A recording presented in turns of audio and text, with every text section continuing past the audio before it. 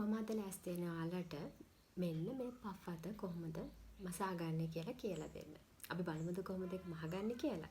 මේ පෆ් අත නිර්මාණය කරගන්න කලින් අපිට අවශ්‍ය වෙනවා මුලින්ම මේකේ මේ අතට අවශ්‍ය බේසික් බ්ලොක් එක නිර්මාණය කරගන්න. අපි මුලින්ම බලමු මේ බේසික් බ්ලොක් එක නිර්මාණය කරගන්නේ කොහොමද කියලා.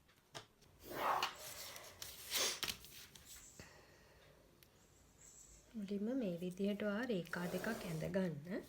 මේ රේඛා දෙකේ තමයි අපිට අවශ්‍ය මිනි අපි ලකුණු කරන්නේ. මෙතන සිට 4.75ක් ලකුණු කරන්නේ කියන්නේ 4.3 කාලක්.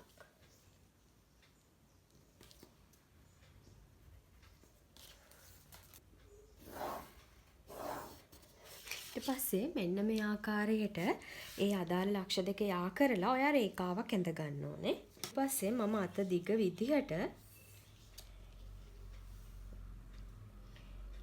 11.5ක් ලකුණු කරනවා. මේ අත දිග මතක තියාගන්න ඔයාට වෙනස් කරගන්න පුළුවන් කියලා. ඔයාට අවශ්‍ය අත දිග ප්‍රමාණය ගන්න පුළුවන්. ඊට පස්සේ මෙන්න මේ පැත්තට අඟල් 9ක් ලකුණු කරගන්න. මෙතනිනුත් මෙන්න මේ අඟල් 9 ලකුණු කරගන්න.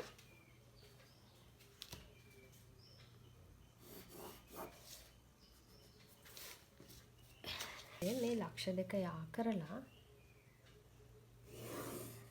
මේ ලක්ෂ දෙකත් යා කරලා රේඛාවක් ඇඳ ගන්න. ඉතින්දලා පහලට අඟල් 3 කාලක් ඒ කියන්නේ 0.75ක් ලකුණු කරලා මෙන්න මෙතන ඉඳලා මෙතනට අඟල් 2ක ප්‍රමාණයක් ලකුණු කර ගන්න ඕනේ. මෙතන ඉඳලා මෙතනට අඟල් 3 කාලකුත් මෙතන ඉඳලා මෙතනට අඟල් 2ක ප්‍රමාණිකුත් ලකුණු කරගෙන මෙන්න මේ ලක්ෂ දෙක යා කරලා නැවතත් රේඛාවක් ඇඳ ගන්න. මෙතන ඉඳලා ඔයා මෙන්න මෙම රේඛාවේ අඟල් 4.5ක් ලකුණු කරන්න. ඊට පස්සේ මේ ලකුණු කරගත් ලක්ෂය දක්වා තියෙන දුර ඔයා දෙකෙන් බෙදා ගන්න. ලකුණු කරගත් තැන ඉඳලා එළියට වෙන්න අඟල් භාගයක ලක්ෂයක් ඔයා ලකුණු කරගන්න. කර්ව් රූල් එකක් අරගෙන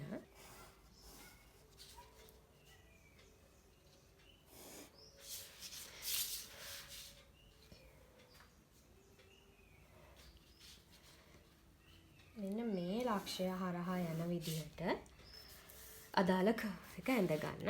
යට ලකුණු කරගත් රේඛාවේ මෙන්න මෙතන ඉඳලා අඟල් මේ කොනේ ඉඳලා අඟල් 2ක් මේ පැත්තට ලකුණු කරගන්න. ඊට පස්සේ මෙන්න මෙතන ඉඳලා මෙහෙම රේඛාවක් ඇඳ ගන්න. මේ තියෙන ඔයාගේ බේසික් ස්ලීව් එක. මේ ස්ලීව් එක ඔයාට ඕනම ඇඳුමකට පාවිච්චි කරන්න පුළුවන්. මේ ක්‍රමය ඔයා දිගටම කන්ටිනියු කරනවා නම් ඔයාට අවශ්‍ය වෙන්නේ නැහැ ඇඳුමෙන් ඇඳුමට එක මෙෂර්මන්ට් එකෙන් ඔයා ගාවට එන කස්ටමර් එක මෙෂර්මන්ට්ස් නේ තියෙන්නේ. එතකොට එයාලගේ සයිසස් වෙනස්. එතකොට අපි එන හැම කස්ටමර්ටම එයාගේ සයිස් එකෙන් සයිස් එකට අපි වෙන වෙනම ස්ලීව්ස් පැටර්න් නිර්මාණය කරගන්න. හැබැයි මේ මෙතඩ් එක ඔයාලා ෆලෝ කරනවා නම් ඔයාලට මෙහෙම වෙනමම කස්ටමර්ගෙන් කස්ටමර්ට පැටර්න් ක්‍රියේට් කරන්න අවශ්‍ය වෙන්නේ නැහැ. ඔයාලට මේ ස්ලීව් එක මොන වගේ ඇඳුම් වලටද පාවිච්චි කරන්න පුළුවන්. මේ ස්ලීව් එක ඔයාලට පාවිච්චි කරන්න පුළුවන් ටී-ෂර්ට්ස් වලට, කුර්තා টොප් වලට, එතකොට පොඩ අත ලොකු ඇඳුමක් වගේ වෙන ෂර්ට්ස් වලට.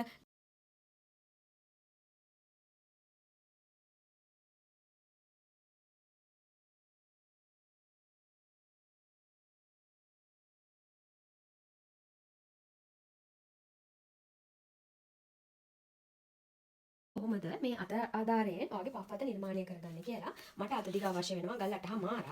එතකොට ඒකට උරහිස මැසීම සඳහා මෙහුම් වාසි අඟල් භාගයකුත් ඒ වගේම යට වාටි මැසීම සඳහා අඟලකුත් මෙහුම් වාසි එකතු කරාම අඟල් 10ක් අවශ්‍ය වෙනවා. අන්න ඒ ප්‍රමාණය මම මේ අත උඩ ස්ලීව් එකේ ටේප් එක තියලා පල්ලෙහාට අරගෙන මෙන්න මෙතන මේ විදිහට පුංචි මාක් එකක් දාගන්න අඟල් 10 මෙන්න මේ විදිහට මෙන්න මේක.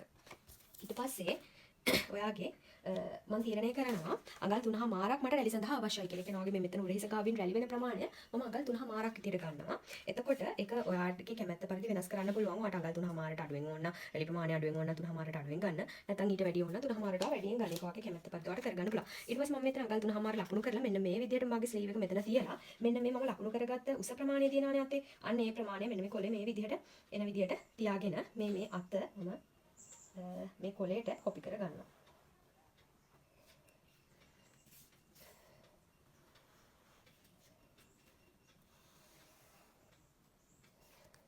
ඊට පස්සේ මේ වාගේ අත්කට හැඩයත්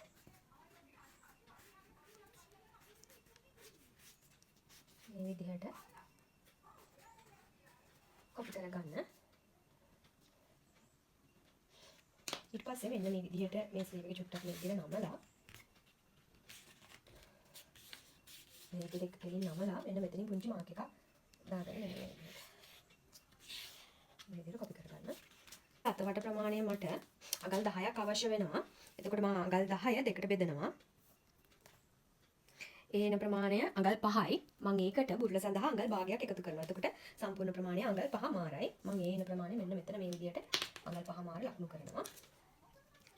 ඊට පස්සේ ඔයාට මේ මෙතන අවශ්‍ය ප්‍රමාණය තියෙනවානේ. ඔයාගේ අත්කට අපි හිතමු ඔයාගේ අත්කට වට ඔයාට අවශ්‍ය වෙනවා අඟල් 8ක්. එතකොට අඟල් 8 ප්‍රමාණය මෙන්න මේ විදිහට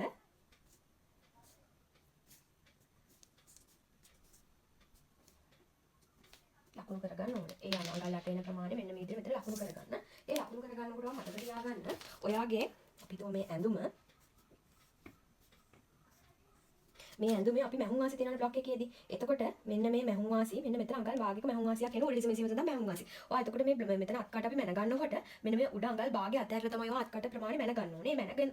මැනගද්දී මෙන්න මෙතනින් ඔයා මෙන්න මෙතනට ඉවර වෙනකම් මේ කියන්නේ වාගේ සයිඩ් සීම් එක මැහෙන්න ඕන මැහුම් වාසිත් එක්කනම් වාගේ අත්කට වට ප්‍රමාණයව මැනගත්තේ සයිඩ් සීම් එක මැහෙන්න අවශ්‍ය මැහුම් වාසිත් එක්කනම් මැනගත්තේ අන්නේ මැහුම් වාසි ප්‍රමාණයව ඇතුළට මෙහෙම ලකුණු කරන්න ඕනේ. ඔයා සයිඩ් සීම් එක මැහෙන්න අවශ්‍ය මැහුම් වාසි නැතුව නම් මැනගත්තේ ඔයා මෙන්න මේ ප්‍රමාණය මෙතන කියනවා මෙතන ඉඳලා මෙතනට විතරක් නම් මැනගත්තේ ඔයාගේ මැහුම් වාසි ප්‍රමාණයව මේ පැත්තට එකතු කරන්න ඕනේ. ඊට පස්සේ මේ අඟල් භාගයේ මැහුම් වාසි අපි අතහැරලා නොසලකා හරිනවා. මොකද මේ දෙක ඉදිරිපස පළුවයි පිටිපස පළුවයි මුට්ටු උනාට පස්සේ මේ අඟල් භාගයේ මැහුම් වාසිය එතන නැති වෙනවා. එතකොට අපි ඒක නොසලකා හරිනවා. මම මෙතන මැනගෙන තියෙන්නේ අඟල් භාගයේ මැහුම් වාසි නැතුව. එහෙනම් මම ඒක මේ පැත්තට මේ විදිහට ලකුණු කරනවා. ඊට පස්සේ අපි මෙතන යට කොටස මැසීම සඳහා අවශ්‍ය මැහුම් වාසිත් එකතු කරනවා. ඔයාලා මේ මැහුම් වාසි ප්‍රමාණය ඔයා බ්ලොක් එකේ ගන්න මැහුම් වාසි ප්‍රමාණය හා සමානව ගන්න. මැහුම් වාසි ප්‍රමාණය වලට අවශ්‍ය පරිදි වෙනස් කර ගන්න පුළුවන්. ඒකේ ප්‍රශ්නයක් වෙන්නේ නැහැ. ඊට පස්සේ අපි මෙන්න මේ දෙක මෙහෙම යා කර ගන්නවා. මම පප්පත නිර්මාණය කරද්දී පොඩි ඉස්සීමක් කරනවා. එතකොට එන ඉස්සීමේ ප්‍රමාණය අපි හිතමු ඔයාට අඟලක ප්‍රමාණයක් ඉස්සෙන්න, ඒ කියන්නේ මෙතන උරහිස ප්‍රමාණය මෙහෙම ඉස්සෙන්න ඕනේ නම් ඔයා ඒක දෙකෙන් වැඩි කරලා තමයි මෙතන ලකුණු කරන්නේ. මොකද ඉදිරිපස පළුවට සහ පිටුපස පළුවට යන දෙකටම ඒව ප්‍රමාණය බෙදිලා යන නිසා. එතකොට දැන් මට අවශ්‍යයි මම අඟල් 1මාරක් තීරණය කරනවා. එතකොට මම මේක දෙකෙන් වැඩි කරන්න ඕනේ ඉදිරිපසට සහ පිටුපසට. එතකොට මම අඟල් 3ක ප්‍රමාණයක් මෙන්න මේ විදිහට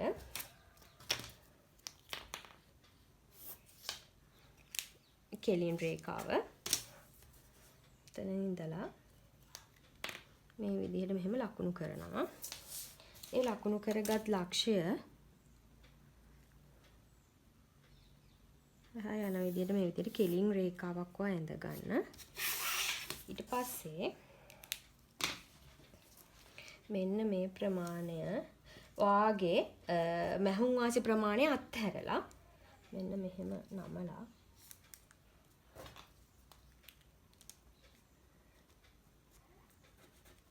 දෙකට බෙදාගෙන මධ්‍ය ලක්ෂය ගන්න.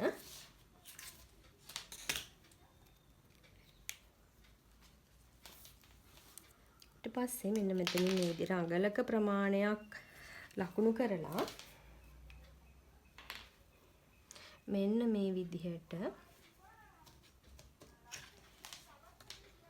ඊට පස්සේ අඟලක ප්‍රමාණය මෙතනින් ලකුණු කරන්නේ. ඊට පස්සේ මේ ලක්ෂය හරහා රේඛාවක් ඇඳගන්න. ලකුණු කරගත් ලක්ෂය හරහා.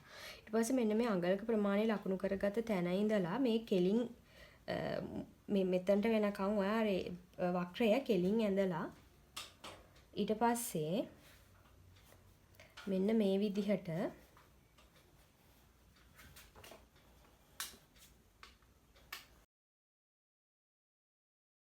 ලක්ෂය මෙන්න මේ හරහා සම්බන්ධ කරගන්න. අපි මේ විදිහට මේ ලක්ෂය ලකුණු රේඛාවේ ලක්ෂය ලකුණු කරගන්නේ මෙන්න මේ රේඛාවෙන් එහාට මේ අඳින ලද වක්‍රය යන්න සීමාව පන්නන්න නැතිව තියාගන්න තමයි අපි මේ රේඛාව මෙන්න මේ විදිහට මෙතන ලකුණු කරන්නේ. ඊට පස්සේ ඔයාලට පුළුවන් මෙන්න කපා ගන්න.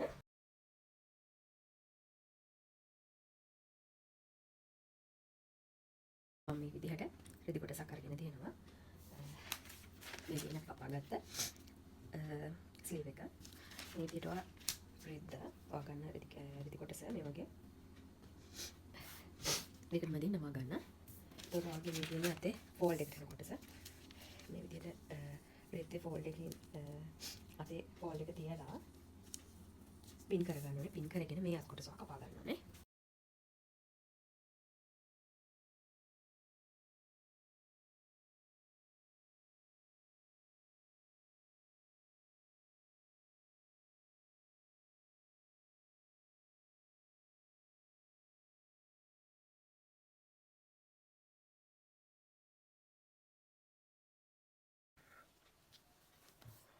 අපි මේ ස්ලීව් එක මහ ගන්නකොට ඔයාලට වෙනද කරනවා වගේ සාමාන්‍යයෙන් මේ විදිහට අපි නූලක් ඇදලා මහගන්නේ අන්න එහෙම කරගන්න පුළුවන්. එහෙම නැත්නම් ඔයාලට පුළුවන් ෆ්ලිට් තියලා මහගන්න. අපි අද බලමු ෆ්ලිට් තියලා මහගන්නේ කොහොමද කියලා. ෆ්ලිට් තියලා මහගන්නකොට මම මේක ඇත්තටම ඇඳුමකට අත මහලා පෙන්නන්නේ නැහැ. මම ෆ්ලිට් තියාගන්නේ කොහොමද කියලා තමයි ඔයාලට පෙන්නන්නේ. අපි මේ විදිහට දෙපැත්තෙන් ඔයගේ ඇඳුමට ඇඳුමේ ආම් හෝල් එකට මේ ඇඳුම මහන මේ අල්ලලා මහනකොට මේ දෙපැත්ත යනවා. එතකොට මැද අපිට වැඩිපුර කොට සිතුරු වෙනවනේ. අන්න ඒකට ඔයාලට මේ විදිහට කරන්න පුළුවන්.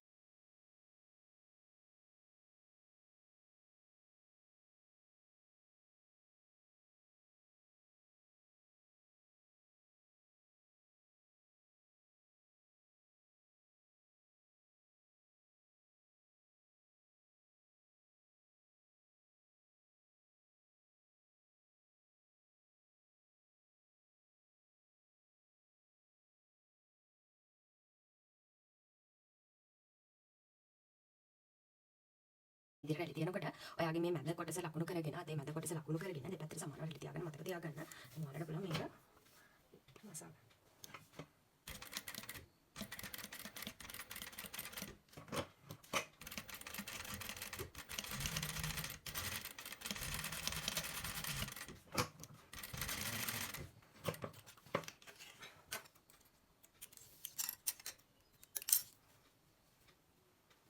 ඔයාලට පේනවද? මේ රැලි ඔයා තියෙන පැත්ත වලට මේ පැත්තට තියන්න පුළුවන් අනිත් පැත්තට තියන්න පුළුවන්. ඒකේ ප්‍රශ්නයක් නැහැ. ඊට පස්සේ ඔයාගේ මේ ඔය රැලි ඇඳුමට ඇල්ලුවාට පස්සේ මේ අත් කොටස මේ පාටිය මෙහෙම ඇදේට තිබ්බට මේක කිලින් වෙනවා. ඒකට ඔයාට එක තේරි ඊට පස්සේ ඔයාට පුළුවන් මේක මේ විදිහට නමලා මහ ගන්න.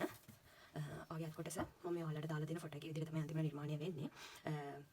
ඔයාලට try කරලා බලන්න පුළුවන් මේ විදිහේ පෆ අතක් මහ ගන්න.